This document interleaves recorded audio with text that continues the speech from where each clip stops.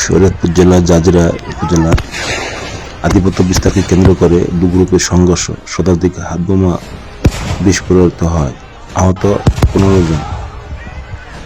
আধিপত্য বিস্তারকে কেন্দ্র করে শরীয়তপুর জেলার জাজিরা দুই পক্ষের মধ্যে সংঘর্ষের ঘটনা ঘটেছে। এতে কমপক্ষে শতাধিক হাতবোমা বিস্ফোরণ ঘটানো হয়। আর শনিবার 5 এপ্রিল সকালে জাজিরা উপজেলার বিলাসপুর ইউনিয়নের দুলফাডাঙ্গা এলাকায় এই ঘটনা ঘটে। এই ঘটনায় অন্তত 15 জন আহত হয়েছে বলে জানা যায়। স্থানীয় সূত্রে জানা যায়, আধিপত্য বিস্তার নিয়ে গতকাল শুক্রবার থেকে বিলাসপুর ইউনিয়নে কাজিয়াচর গ্রামের পরাজিত চেয়ারম্যান প্রার্থী মাস্টার সালাউদ্দিন মাদবর ও পরাজিত আরেক প্রার্থী সালে মাদবরের গ্রুপের মধ্যে বাড়িতে থাকা নিয়ে উত্তপ্ত পরিস্থিতির সৃষ্টি হয়। এই ঘটনাকে কেন্দ্র করে শনিবার সকাল থেকে দুই গ্রুপের মধ্যে সংঘর্ষ ছড়িয়ে পড়ে।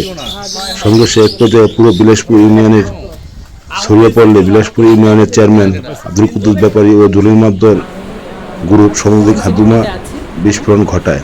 পরে পুলিশ খবর পেয়ে ঘটনাস্থলে গিয়ে পরিস্থিতি নিয়ন্ত্রণে আনে। 15 জনকে আমরা এখন পর্যন্ত চিকিৎসা সেবা দিয়েছি।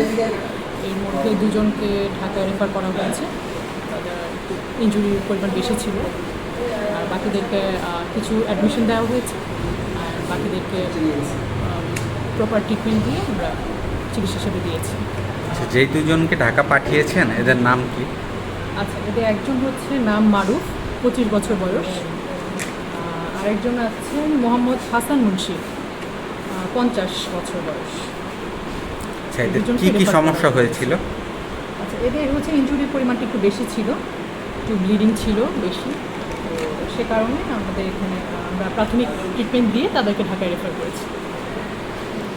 Thank you.